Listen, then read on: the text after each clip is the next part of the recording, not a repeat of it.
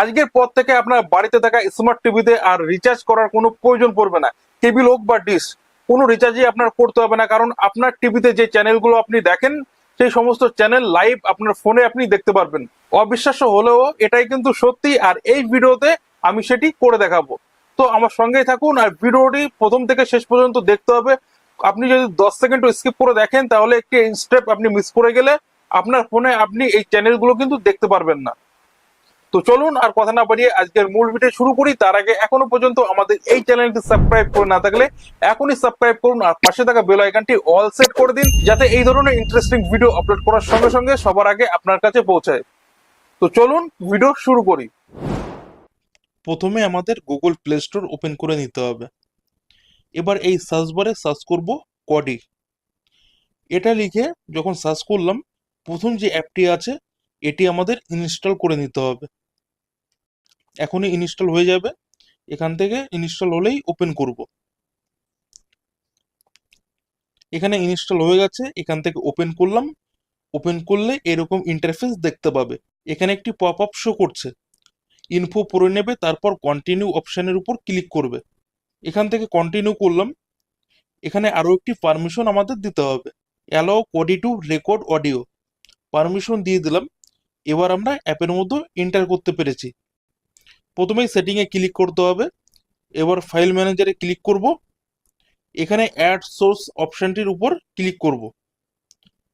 এবার এখানে নন অপশন দেখতে পাবে, এখানে ক্লিক করবে। এখানে মনোযোগ সহকারে দেখবে, আমি এখানে ইউআরএল লিখছি, আপনারা দেখে দেখে সঠিকভাবে লিখবেন।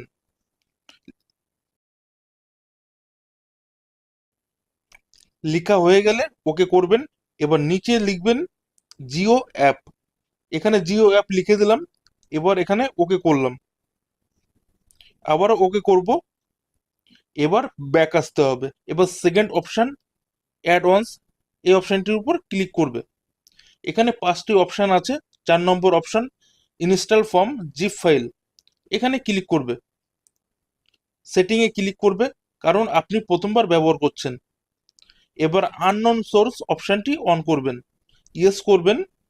এখানে কাজ শেষ। ব্যাক আসবেন, জিপ ফাইল ওপেন করবেন। এখানে দেখতে পাবেন জিও অ্যাপ, ক্লিক করবেন। এখানে রিপোজিটরি দেখতে পাবেন, এখানে ক্লিক করবে। অর্ধেক কাজ প্রায় শেষ। এবার ব্যাক আসতে হবে আর রিস্টার্ট করতে হবে। কিভাবে রিস্টার্ট করবেন দেখিয়ে দিচ্ছি। এখানে সুইচ অপশন রয়েছে, এখানে ক্লিক করবেন আর ডাইরেক্ট এখান থেকে এক্সিট করবেন। আপনি যদি এখান থেকে রিস্টার্ট করেন তাহলে আপনার ফোনটি রিস্টার্ট হবে।